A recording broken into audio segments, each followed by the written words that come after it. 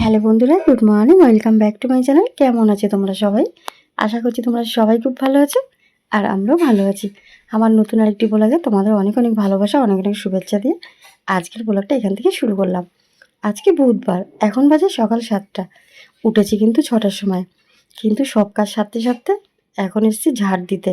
তো দেখো, এই যে মেঝেটা আমাদের, এটা কিন্তু বন্ধুরা এরকম লাগছে না, মানে কীরকম লাগছে যে উঠে গেছে, এরকম একদম না।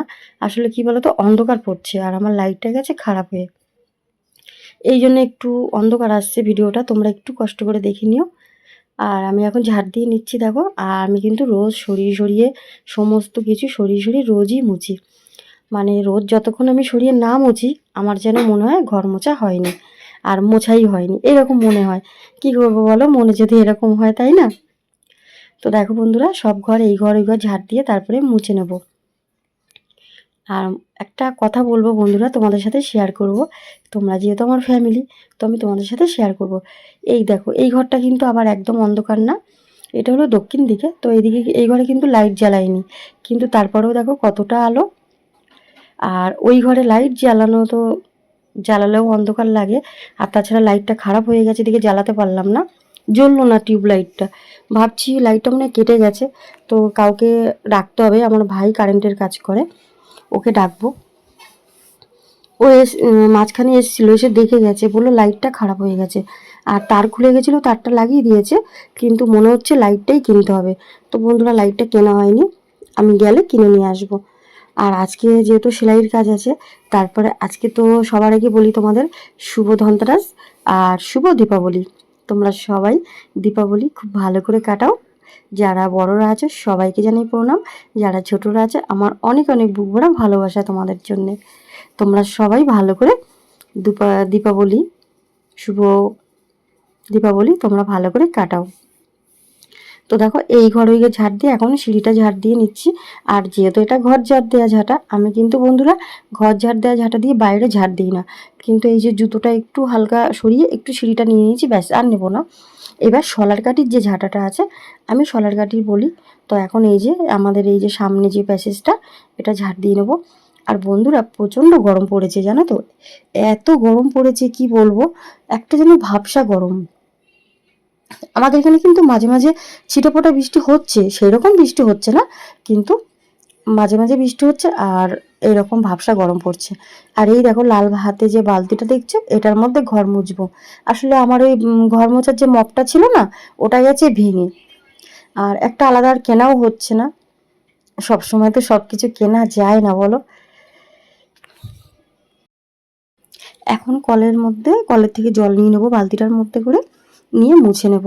তার আগে দেখো, এখানে আবার দেখলাম একটা কি শলার কাঠি ভাঙা পড়ে আছে। আর অনেক সময় কি হয়, হয়তো কোনো সময় পায়েটাই ঢুকে যাবে, এই জন্য আমি আবার ওটা ফেলে দিলাম, আর তুলে ফেলে দিলাম। আর এখানে দেখতে পাচ্ছি বন্ধুরা, বালতিটার মধ্যে যে একটু গাছ লাগিয়েছে, আর নীলকণ্ঠ ফুল। তো গাছটা হয়েছে, কিন্তু কিছু কিছু পাতা যেন ঝরে পড়ে যাচ্ছে। জানে না, এই সময় তো পাতা ঝরে পড়ে। এই দেখো, ঘর মুছতে চলে এসেছি, এই ঘরটা মুছে নেব। আর এই ঘরে পাপোশগুলো কি হয়েছে বন্ধুরা, পাপোশগুলো না নষ্ট হয়ে গেছে। অনেক দিন আগে কিনেছিলাম, তো 20 টাকা করে কিনেছিলাম, আবার ভাবছি 2-3টে কিনতে হবে। এইটা ছিল তোলা, তো এইটা এখানে পেতে দিয়েছি। আর দুটো পাপোশ কিনতে হবে, পাপোশ না হলে না খুব সমস্যা হয়ে যায়, কেন বাইরের থেকে এসে পা ধুয়ে এসে একটু জলটা মুছতে লাগে, এই জন্যে। তো দেখো, এখন এই ডান্ডিটা দিয়ে আমি এই ঘর ওই ঘর মুছে নিচ্ছি। আগে এইভাবে ডলে মুছে নেবো। তো বন্ধুরা, যে কথাটা বলছিলাম, জানো তো বন্ধুরা, যখন আমার মানে কম বয়সে বিয়ে হয়েছে, তোমরা তো জানো। আর নতুন করে কি বলবো, তোমরা যারা আমার ফ্যামিলি আছে তোমরা তো জানো, কিন্তু যারা নতুন ফ্যামিলিতে এসছো তারা তো জানো না। তো তাদের জন্য বলছি, যখন আমার 13 বছরে বিয়ে হয়, আর 6 মাসে যখন বেবিটা হয়, তারপরে তো আমার 14 বছরে বেবি হয়। 13 বছরে বিয়ের পরে 14 বছরে বেবি হয়, তখন আমার বেবি 6 মাস পেটে মিসক্যারেজ হয়ে, সেই বেবি আমার অনেক কষ্ট করে কাছের ঘরে রাখা ছিল। তো আমার ভাগ্যের জোরে বেঁচে গেছে। আর তখন যদি না হতো, হয়তো আমি কোনোদিন মা ডাকি শুনতে পেতাম না, কারণ তারপর থেকে তো আমি একা থাকি, আমার হাজব্যান্ড নেই। তো সেই জন্যে, নেই বলতে হাজব্যান্ড আছে, কিন্তু আমাদের সাথে থাকে না, সে আলাদা থাকে। আর যেটা বলছিলাম, তো আমার এখন তো মেয়েকে একটু একটু করে পড়াশোনা করাচ্ছি, আর মেয়ে একটু একটু করে বড় হয়েছে, মেয়ে নিজের ভালো মন্দ বুঝতে শিখেছে। তো একটা নতুন কথা শুনলাম, জানো তো বন্ধুরা, হাসিও পায় মানে হাসবো না কাঁদবো কিছুই বুঝতে পারছি না। তো আমাকে একজন বলছে, একজন না বেশ কয়েকজনই বলছে যে, "অনেক তো কষ্ট করলি, জীবনে তো কিছুই পেলি না। এক কাজ কর।" মানে আমাদের এখানে একজন আছে, তাকে জামাইবাবু বলে ডাকি আমি, দিদি একটা। তো এরকম কথায়, কথায় বলছে, "জামাইবাবুকে বিয়ে করে নে।" বোঝো, মানে তারও বউ মারা গেছে। তো আমাদের এখানে একজন এরকম মজা করে বলছে। তো বলো তো বন্ধুরা, যে মেয়েটা 13 বছর বয়স থেকে আজকে মেয়েকে নিয়ে 15-16 বছর মেয়েকে নিয়েই কাটিয়ে দিলাম, আমার মেয়েকে নিয়ে। এখন সে ভাববে জামাইবাবুকে বিয়ে করবে। সত্যি দুনিয়া, কি বলবো আর। তো কিছু মানুষ আছে জানো তো, মানে এইটা ভাবে না যে কথাটা বললে তার কতটা কষ্ট হবে, কতটা আঘাত পাবে। বলো তো বন্ধুরা, তোমরা বলতে পারো যে মেয়েটা সব কিছু দূরে সরিয়ে যার মেয়েকে নিয়ে এতগুলো বছর একা কাটিয়ে দিল, এখনও কাটাচ্ছি। এতটা আমি পরিশ্রম করে আমার সংসার চালাই, আমার সমস্ত মেয়ের পড়াশোনা খরচা, সংসারের খরচা, প্লাস লোন নিয়েছি, সমস্ত কিছু চালাই, একা থাকি, সেলাই করি, দিনরাত 24 ঘন্টা আমি পরিশ্রম করি। কোনোদিন স্বপ্নেও আমি ভাবিনি যে আমি নিজে জীবন শুরু করব। মেয়েই আমার জীবন, মেয়েই আমার দুনিয়া, মেয়েই আমার সব কিছু। আমি যেন এইভাবে পরিশ্রম করতে করতেই বন্ধুরা মরে যাই। এটাই আমি ঠাকুরের কাছে বলি, মা সন্তোষী মার কাছে বলি। এইসব কথাও শোনাও পাপ, কোনোদিন যেন শুনতে না হয়। তো যাই হোক, যে বলেছে তার মানসিকতাটা কীরকম তোমরা বলো বন্ধুরা।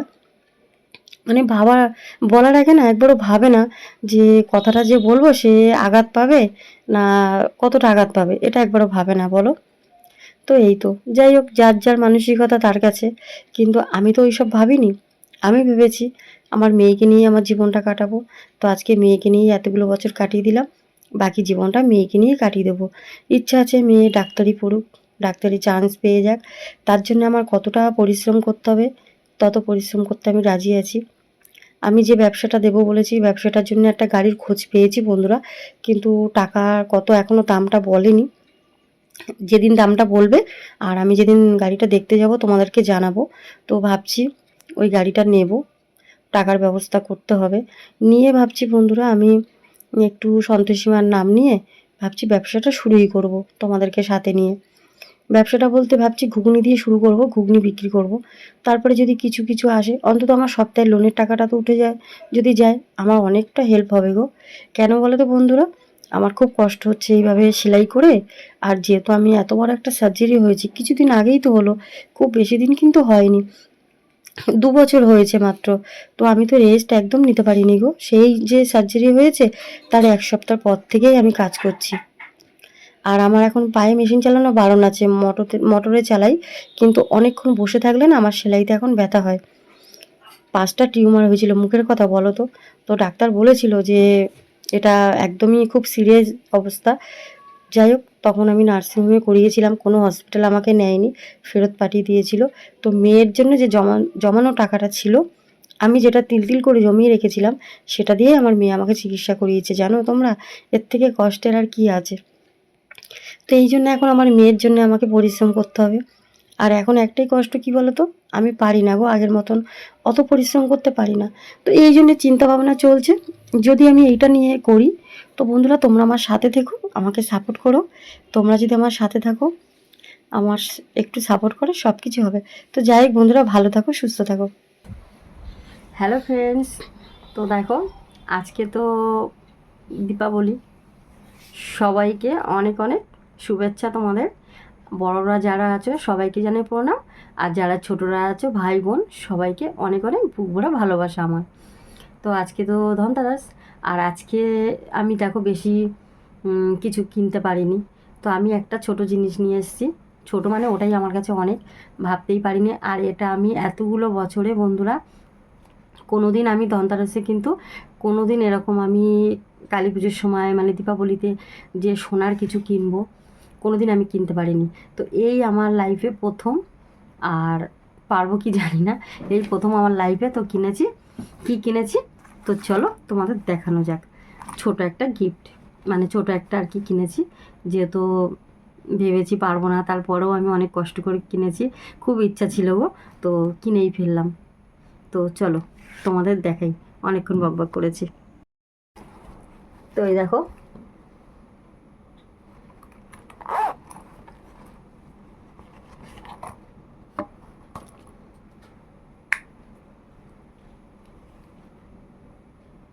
যেহেতু তোমরা আমার পরিবার, তো তোমাদের সাথে শেয়ার করব না, সবার ফার্স্ট আমি তোমাদের সাথে শেয়ার করলাম। তো দেখো, এটা একটা পলার আংটি, আমার অনেক দিনের শখ ছিল, তো এটা আজকে কিনলাম। দেখতে পাচ্ছ এই যে ডিজাইনটা কীরকম হয়েছে, কমেন্টে কিন্তু অবশ্যই জানাবে। এই দেখো,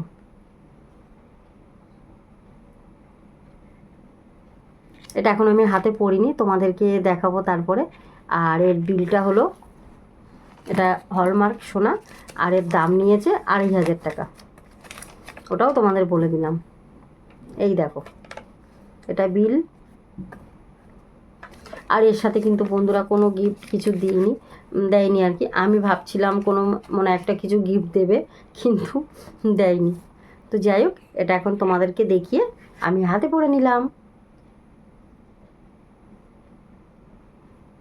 আর এই প্রথম, তোমাদের আগেও বলেছি আর এখনও বলছি, এই প্রথম আমার লাইফে আর প্রথম কিনলাম। তো কীরকম, আর এই আংটিগুলো তো এই হাতে থাকে না, এটা ডান হাতেই থাকে, কিন্তু এটা আমি এগুলো আমাকে পরতেই হয়, এটা যেহেতু এটা আমাকে দিয়েছিল জ্যোতিষী।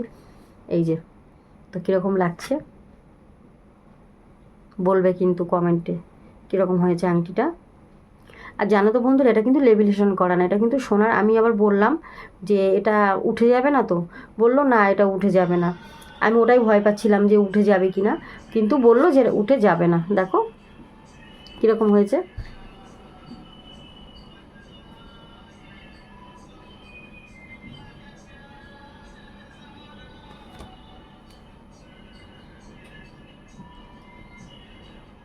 আমি ভীষণ খুশি, যেহেতু প্রথম কিনেছি সোনা, তো হাতে পরে ফেললাম।